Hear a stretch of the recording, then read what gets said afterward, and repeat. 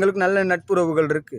அவங்களோட சேர்ந்து எங்கட மக்களையும் சேர்த்து பார்க்குறப்ப தமிழனின் ஆதிக்கம் கூடியிருக்கும், தமிழனுக்கான ஒரு நாடு கிடைப்பதற்கான ஒரு ஏதோ ஒன்று இனப்பிரச்சனை ஏதோ ஒன்று நடந்திருக்கும். அப்படி இருந்தும் ஈழ மக்கள் கூட ஈழமே எங்களது தேசம் அப்படின்னு இருக்கிறாங்க. உண்மைதான், ஈழம் தான் நம்மளோட உண்மையான தேசம். அதை நம்ம புரிஞ்சுக்கொள்ளணும். நம்ம இலங்கையை பற்றி இந்திய நாடு, இந்தியாவில் விஜய் பேசிட்டாரு அப்படின்னு நம்ம கோவிச்சுக்க கூடாது. அவர் இலங்கை கிட்ட கேட்கல, இலங்கை மக்கள்கிட்ட கேட்கல, இலங்கை அதிபர்கிட்ட கேட்கல. அவருடைய விஜயினுடைய அதிபர், அதாவது நரேந்திர மோடி, மத்திய அரசுல இருக்கிறவங்க, அவர்கிட்ட கோரிக்கையை வச்சிருக்கிறாரு. நீங்க கட் பண்ண வீடியோலாம் எடுத்து வச்சு வீடியோக்கெல்லாம் போடுறீங்களே, நம்மளுடைய கஷ்ட காலங்கள்லாம் உங்களுக்கு தெரியுமா? தேவையில்லாம ஒரு சிலர் வீடியோ போடுறீங்க. நான் நிறைய பேருக்கு கமெண்ட்லாம் எழுதுறேன். இந்த விஜய் ஏசி வீடியோ போடுறவங்களுக்கும் சரி, கச்சத்தீவு சம்பந்தமா வீடியோ போடுறவங்களுக்கும் நான் கேட்கறதெல்லாம், இந்த வீடியோ உங்களுக்கு பிரயோஜனமான ஒரு வீடியோவா இருக்கும். இன்று வரை மலையக தமிழர் அப்படிங்கிற ஒரு அங்கீகாரத்தையே பெற முடியாத மக்கள்லாம் இதே இலங்கைக்குள்ள வாழ்றாங்க தானே. இந்த கச்சத்தீவுங்கிறது சாதாரணம் இல்லை. எதிர்காலத்துல நினைத்தால் மத்திய அரசு நினைத்தால் அது சர்வதேச நீதிமன்றத்துக்கு செல்லும், ஐக்கிய நாடுகள் சபைக்கு சென்று அதிலிருந்து ஒரு விடிவு காலம் பெறுவதற்கு பல காலங்கள் ஆகலாம்.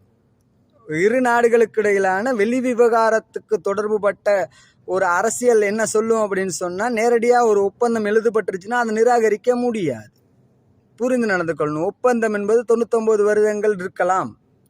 கச்சத்தீவு ஒப்பந்தம் எவ்வளவு காலம்னு சொல்லி சரியா எனக்கு தெரியாது. தெரிந்தாலும் அது சம்பந்தமா நான் உங்களுக்கு சொல்லுவேனா இருக்கும். ஆனா இலங்கைக்கு சொந்தமானதுதான் கச்சத்தீவு இன்றைய நிலைமையில. ஆனா கடந்த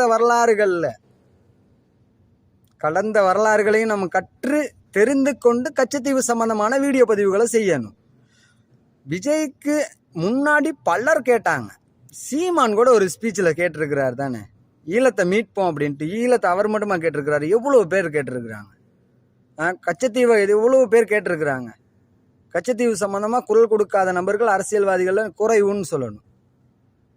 ஆனா அவ்வளோ பேர் கேட்டும் இந்த முறை விஜய் கேட்டு அப்படிங்கிறப்ப உண்மைக்குமே பாய்ந்துட்டாங்கிறது தான் அர்த்தம்னு விளங்குது. நான் விஜய் ரசிகன் கிடையாது, இருந்தாலும் பொதுவான விஷயத்த சொல்றேன். நான் சீமானும் விஜயும் சேர்ந்து அரசியல் செய்வார்களாக இருந்தால் ஈழம் பிறப்பதற்கான வாய்ப்புகள் அதிகம், தமிழ் மக்களுக்கான அதிகாரங்கள் கிடைப்பதற்கான வாய்ப்புகள் அதிகம். எப்படி நமக்கு நம்ம நாடு முக்கியமோ அப்படிதான் விஜய்க்கு அவங்க நாடு முக்கியம். எந்த பிரச்சனையை தீர்க்க முடியுமோ அப்படிதான் தீர்க்க முடியும். கச்சத்தீவை கொடுத்துவிட்டு தன்னுடைய வளமாக இருக்கிறத என்கிட்ட கேட்காம என் விட்டு பொருளை நீ தூக்கி கொடுத்துட்டே இருந்தா எனக்கு கோபம் வருதோ, எப்படி வருதோ, என் மனசுல ஒரு தாக்கம் இருக்கும் தானே. என் விட்டு பொருளை இன்னொருத்தன் பாவிச்சுக்கிட்டு நாங்க போற இடத்துல எங்களையே சுட்டு போடுறானே அப்படிங்கிற ஒரு எண்ணத்துல தான் விஜய் சொன்னது 2008.